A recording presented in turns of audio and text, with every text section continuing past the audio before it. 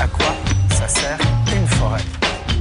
Alors vous, sur vos 26 hectares à Pissotte, vous avez le rouge, la tour d'Arundel, la Salette sur une boîte de conserve.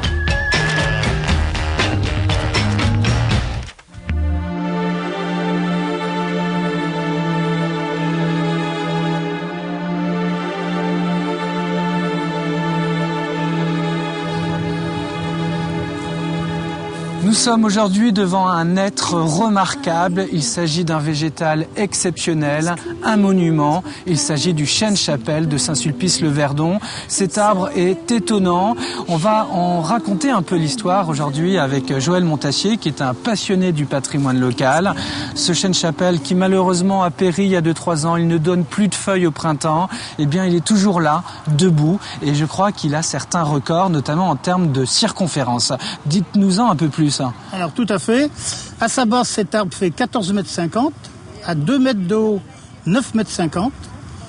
Donc c'est un chêne, il l'attribue millénaire en temps date, et un des plus, le 4e de France. En termes de circonférence, le 4e chêne le plus volumineux. Hein. Voilà, plus volumineux. Et puis l'un des plus vieux aussi de France. Hein. Ah oui, certainement.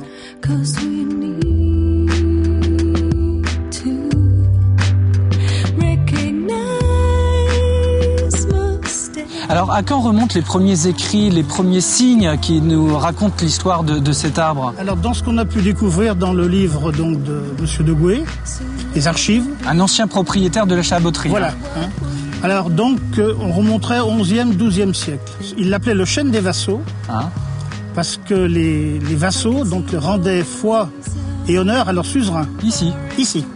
Hein. Et donc, après, on avait donc le bailli, qui était donc un homme de loi. Un homme de loi qui rendait justice à la Chevasse dans le chêne. Il y a 900 ans. Oui, exactement. Et ça s'est poursuivi pendant de longues années, hein, d'ailleurs. C'était une institution. Alors le chêne-chapelle était déjà si vieux au XVIIe siècle que certains sabotiers y étaient venus s'installer pour travailler car le tronc était déjà creux. Ils pouvaient travailler sur une surface de 5 mètres carrés, hein, je crois. Voilà, absolument. Alors c'est 2 frères qui se sont installés pendant plusieurs années pour exercer leur métier. Bon, après ils ont quitté l'arbre, pour quelle raison, on ne sait pas. Alors on apprend un peu plus tard aussi que des nids de frelons s'installent dans l'écorce de l'arbre et là ils commencent à s'affaiblir. Oui, alors les frelons, il y a eu plusieurs interventions bien sûr de frelons et à chaque fois le moyen qu'on avait trouvé le seul c'était d'incendier, de mettre le feu pour détruire les frelons. C'est une grave erreur puisque l'écorce s'est enflammée. Le feu est rentré dans l'écorce, qui était bien sûr très sèche. Ça a duré plusieurs jours, qui a affaibli donc la tête de l'arbre, qui a causé des plaies pour la pluie, qui s'est infiltrée régulièrement après. Et ça l'a très affaibli, donc il a perdu de sa vivacité.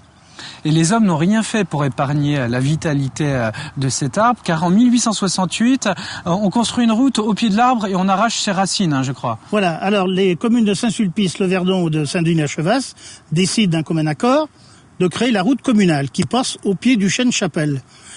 Les ouvriers donc trouvent des grosses racines, les coupent sans se poser de questions, dont soi-disant la plus grosse commune Barrique. Et donc à partir de là, notre arbre a beaucoup perdu de sa vivacité et il a commencé, disons, à décliner au point de vue fleurissement, donc tous les ans.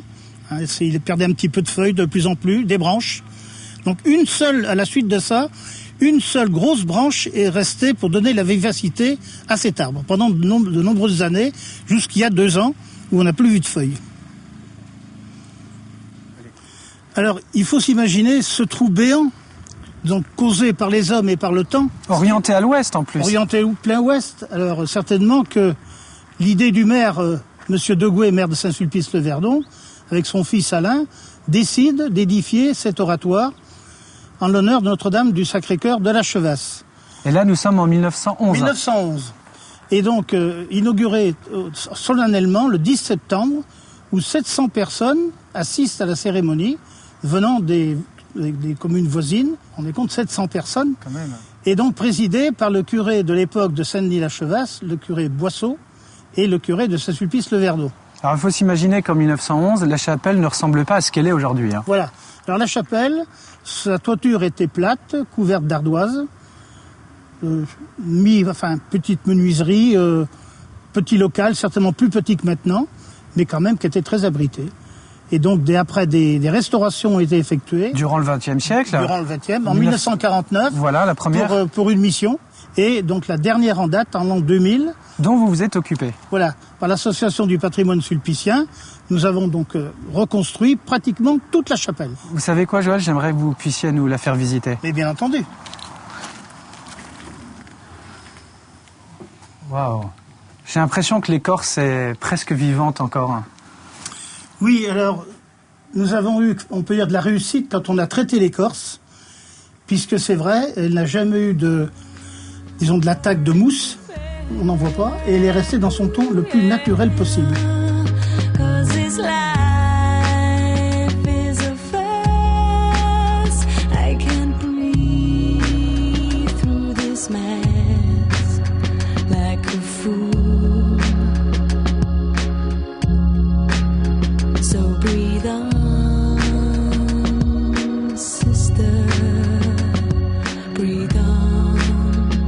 Alors l'année prochaine, ça fera un siècle que la toute première chapelle a été édifiée. Voilà, 2011.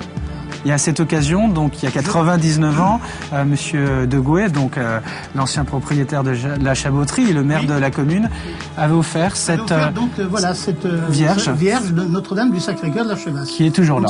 Voilà.